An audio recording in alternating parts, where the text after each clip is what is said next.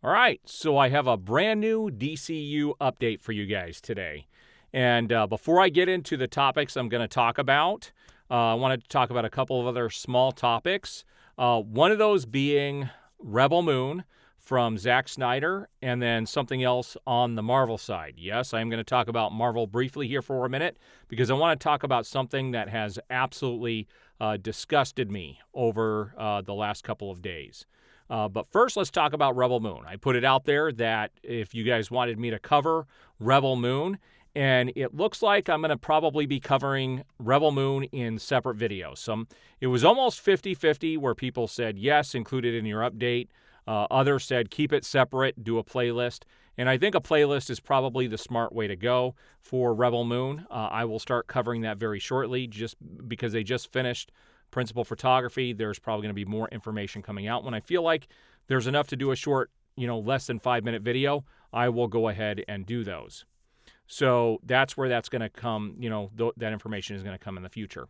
Now, let's talk about the thing that has absolutely disgusted me about Marvel and what's kind of going on right now.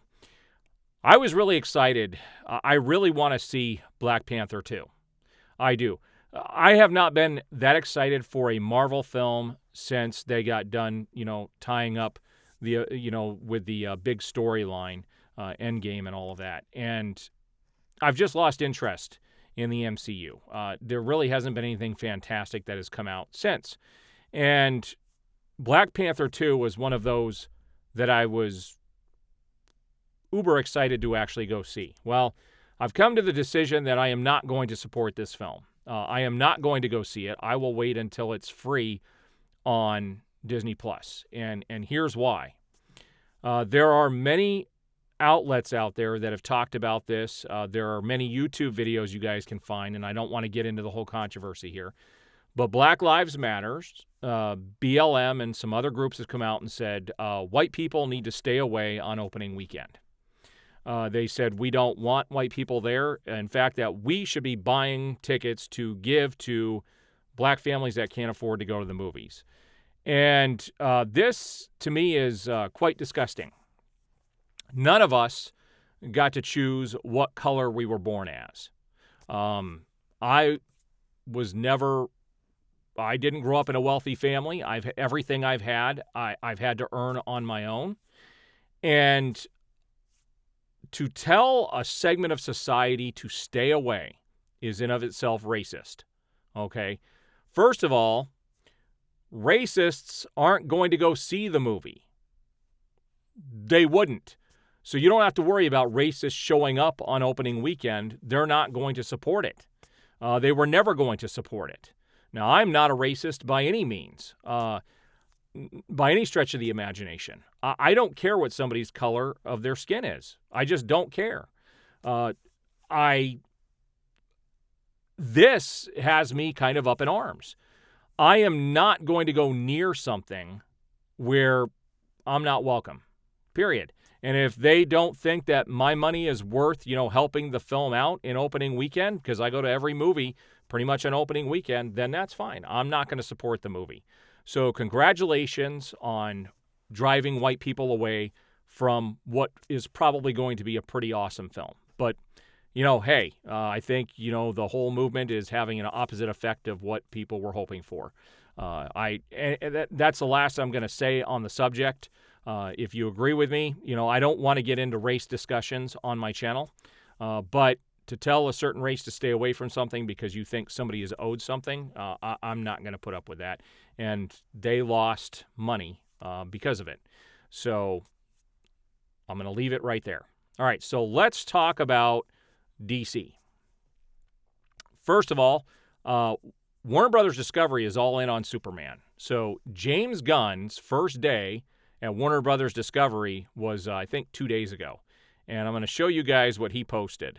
This is pretty cool. So this is James Gunn's Twitter on November 1st. He said, "First day, new job. Got to restrain myself, or I may absent-mindedly punch the typewriter into twisted wreckage." How brilliant is this? I really like this. It's obviously that's Clark Kent. And so he's He's got a lot on his plate. There's a lot going to be coming up with Superman, which is also going to be backed up by this next part that I'm going to show you.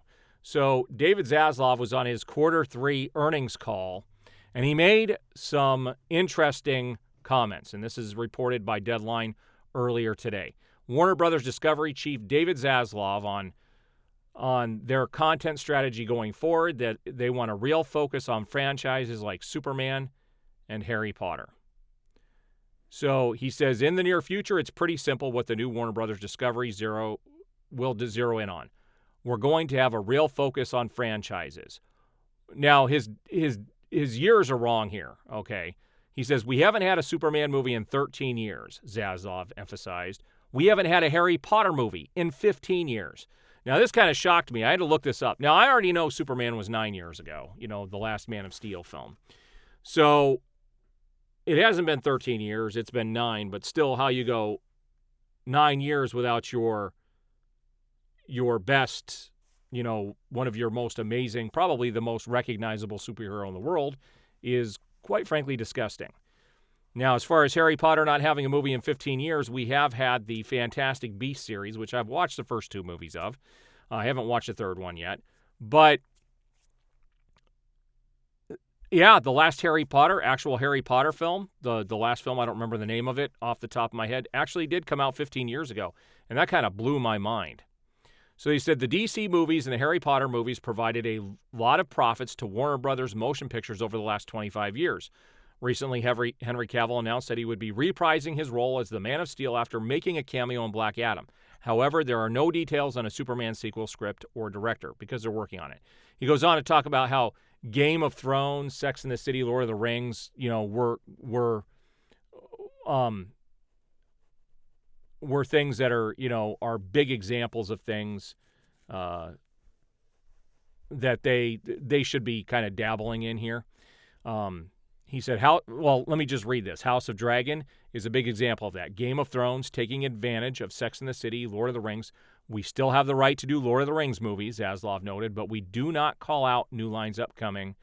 But he did not call out new lines upcoming, the Lord of the Rings, the War of, I don't know how you say that, due out in April 12th, 2024.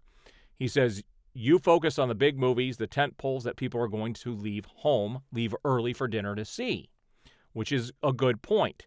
He talks about how this direct-to-streaming that they did during the pandemic, he said, we learned what doesn't work. And that is what doesn't work for us based on everything that we've seen, direct-to-streaming movies.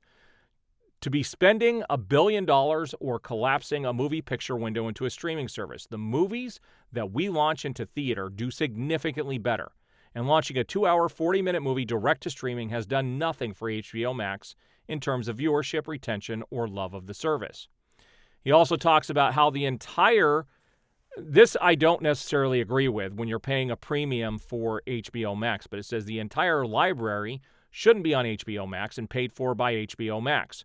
We have an extraordinary library. Friends, Big Bang Theory, 2.5 Men. There's 15 or 20 series that are loved and nourishing the audience on a regular basis. But then there's a huge number of series and movies that aren't being used at all. If none of it's being used, why aren't we putting it on a video on demand where it will be used? We looked at what people are watching on Pluto and Tubi. They're loving Rawhide and Bonanza. They're not watching old series like Dynasty on Max. There is a platform where people have an expectation what they want to watch, and we've been able to get a real vision into what people are consuming, and ultimately that gives us a roadmap. Now, I want to talk about something interesting here in regards to the streaming services. So he also made a comment, and they don't have everything in here, but he did make the comment that there is unreleased material that could easily make Warner Brothers money in the future. And a lot of people are led to believe that that means David Ayer's cut of Suicide Squad, which would be freaking awesome. I do think they're heading in that direction because that movie's pretty much finished. They might need a little bit of special effects, minimal work done on it, but David Ayer said that movie's pretty much in the bag. What a great way to release that stuff. It was also announced, which was interesting, that the Superman 1 through 4, The 70s and 80s series is going to be released on 4K next year, all 4 films, which is pretty awesome. I'll look forward to that. I have the set on Blu-ray, but I'll look forward to getting that on 4K as well. He also made the comment about, the streaming services, the streaming services in general, that all of the shows that they've axed, we're going to do nothing to uphold the DC brand. So they aren't things that they should have focused on in the first place, and we're going to do nothing but hurt the brands that they were a part of.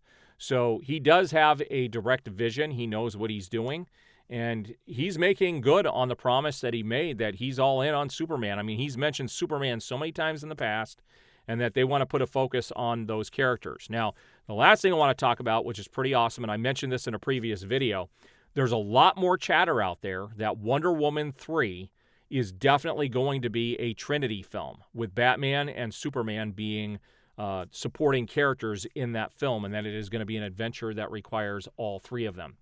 That would be a dream come true.